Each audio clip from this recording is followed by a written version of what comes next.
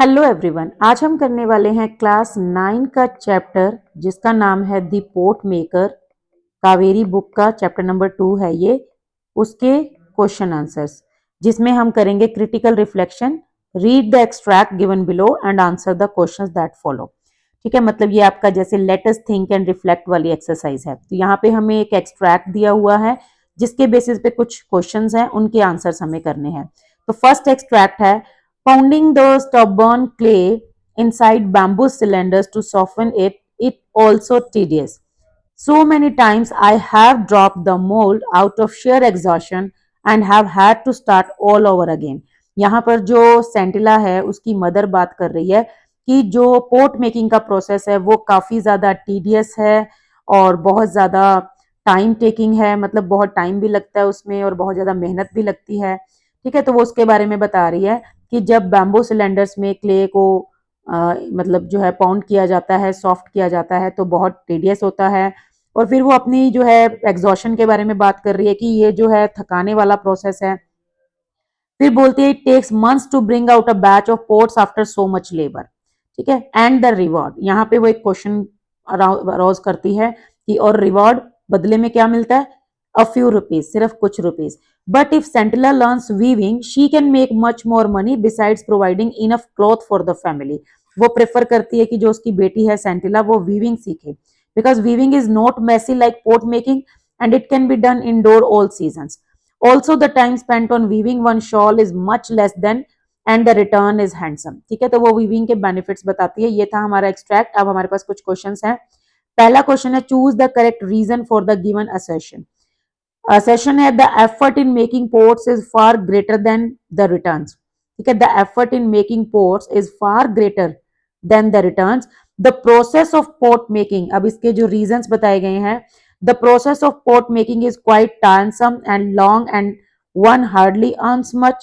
और second है, the process of pot making is exhausting, takes a long time yet gives a sense of satisfaction. तो ये जो sense of satisfaction है ये कहीं नहीं आया, तो इसका जो करेक्ट आंसर है दैट इज ए। ठीक है, इसका जो रीजन है the process of pot making is tiresome and hardly earns much, मतलब इनकम काफी कम होती है, तो ये जो है इसीलिए उसमें जो एफर्ट्स लगते हैं वो रिटर्न से ज्यादा हैं। ठीक है, तो ये था हमारा क्वेश्चन।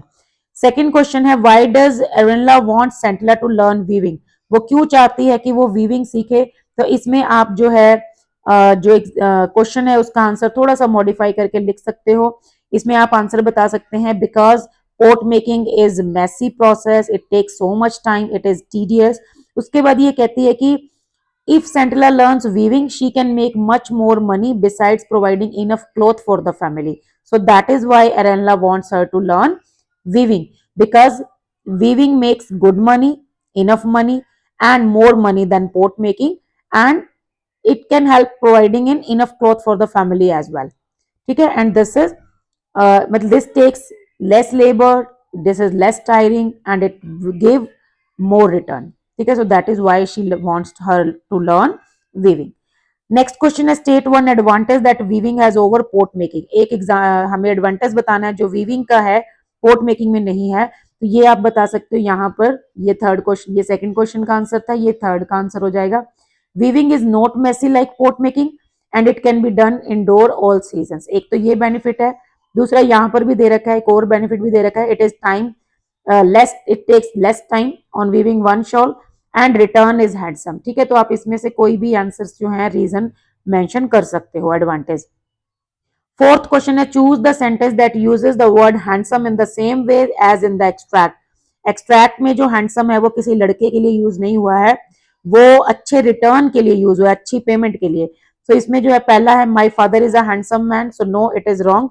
सेकेंड जो है, they will make a handsome profit selling this property, so this is the answer. ठीक है, बी। उसके बाद ये देखिए, ये काफी इंपॉर्टेंट क्वेश्चन है, मैं आपको इसको एक्सप्लेन कर रही हूँ। इसका आंसर जो है वो आप अपने वर्ड्स में लिख सकते हो बहुत इजीली, क्योंकि आपको मेरा जो टारगेट है वो है आपको समझाना, ना कि आपको क्रैम करवाना। ठीक है, सो क्वेश्चन है, and the reward, what is the author's purpose of using a question mark here. And the reward के बाद उसने क्वेश्चन मार्क का यूज किया है। आप यहाँ पे देख सकते हो, मैं इसको इरेज कर देती हूँ थोड़ा सा।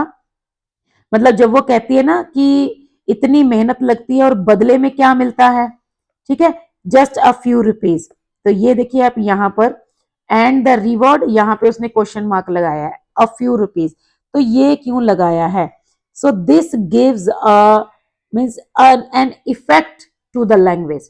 ठीक है, वैसे रिटोरिकल जो है इसको इफेक्ट बोल सकते हैं। ठीक है, सॉरी मैं स्पेलिंग गलत लिख रही हूँ, TORICAL। ठीक है, this is to give an effect to the language. ठीक है, लैंग्वेज जो इसमें यूज हुई है उसको इफेक्ट करता है, इफेक्टिव बना रहा है एक तो। दूसरा क्या है, to make the reader think. ठीक है, कि रीडर्स खुद सोचे इसका आंसर, कि रीडर्स को जो है वो बता रही है, बताना चाहती है राइटर कि जो पोर्ट मेकिंग है उसमें रिवॉर्ड जो था वो काफी कम मिलता था, मतलब काफी कम पैसे मिलते थे। तो इसको आप थोड़ा सा इनहांस करके अपना इलेबोरेट करके लिखेंगे कि by using the question mark in this sentence and the reward, the author is trying to create an effect in language. ठीक है, and then it is to make the readers think about the port making process and the return that a porter get from this process. ठीक है, so this is this is a question to make the readers think about it. ठीक है, मतलब impressive language बनाने के लिए और readers को सोचने पे मजबूर करने के लिए जो इसको यूज किया गया है, मतलब ये एक इफेक्टिव राइटिंग स्टाइल है। ठीक है, स्टाइल ऑफ राइटिंग है। तो उसके बाद क्वेश्चन नंबर 2 हमारा आ जाता है, बहुत ही इंपॉर्टेंट क्वेश्चन है, इसको अच्छे से कर लेना। अगर आपको इसका आंसर चाहिए तो मैं इसको कमेंट बॉक्स में पिन कर दूंगी, वहां पे भी आपको मिल जाएगा। Onula saw her taking out some clay and the implements from her basket quietly. अब ये जो ओनुला है यहाँ पर सेंटिला को देख रही है कि वो क्ले लेती है, काम कर रही है। She was Sentila's clumsy efforts, मतलब उसके एफर्ट्स को देखती है कि वो कैसे पोर्ट बना रही है। Notice that Sentila was too tense, और देखती है कि उसको बहुत टेंशन हो रही थी। As a result the clay seemed unable और unwilling to yield the right shape. ऐसा लग रहा था जैसे क्ले राइट शेप में आना ही नहीं चाहती, बनना ही नहीं चाहती port. So when Centilla wearily let the mishapen lump fall flat on the ground, जब सेंटिला थक गई और उससे वो जो क्ले थी वो फ्लैट गिर ही गई जमीन पर, ओनुला वेंट टू हर, फिर वो ओनुला उसके पास जाती है and said don't worry little one, I shall teach you how to make a perfect pot. तो कहती है बेटा चिंता मत करो, मैं सिखाऊंगी तुम्हें कैसे बनाना है। Sentila watched in amazement as Onula fashion a beautiful pot and asked her to try again. तो अब सेंटिला उसको देख रही है ध्यान से, हैरान होकर, कैसे ओनुला ने एक बढ़िया सा पोर्ट बनाया, और फिर उसको बोला कि फिर से ट्राई करो। तो यहाँ पे हमारा क्वेश्चन है, complete the sentence with an appropriate reason.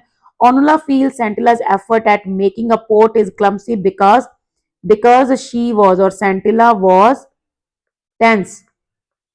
ठीक है, मतलब कि ओनुला जो है वो देखती है, ओनुला feels सेंटिला's efforts at making ports is clumsy।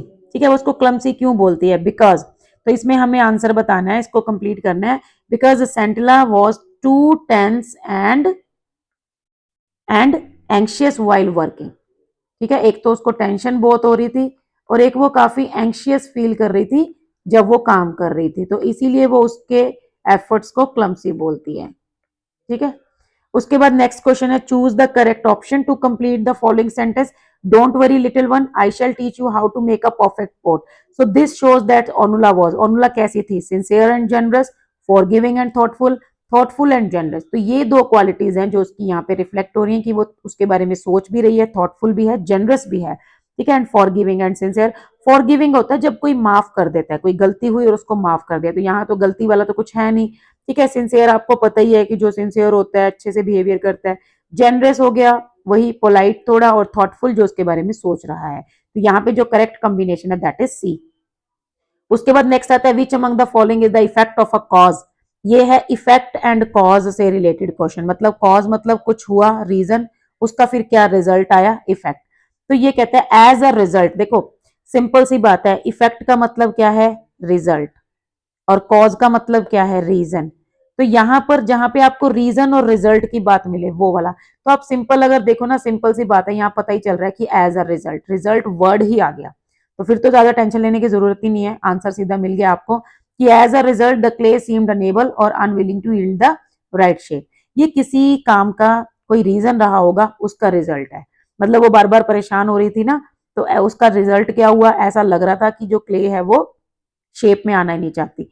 Next next sentence अगर आप देखो तो इसमें है Onula saw her taking out some clay. Onula उसको देख रही थी, उसने कुछ क्ले ली और उसने मतलब उसको and the implements from the basket quietly. तो ये इसमें कोई रीजन तो दिख नहीं रहा कि ओनुला क्यों देख रही थी, और उसका कोई इफेक्ट भी नहीं दिख रहा कि ओनुला के देखने से क्या हुआ।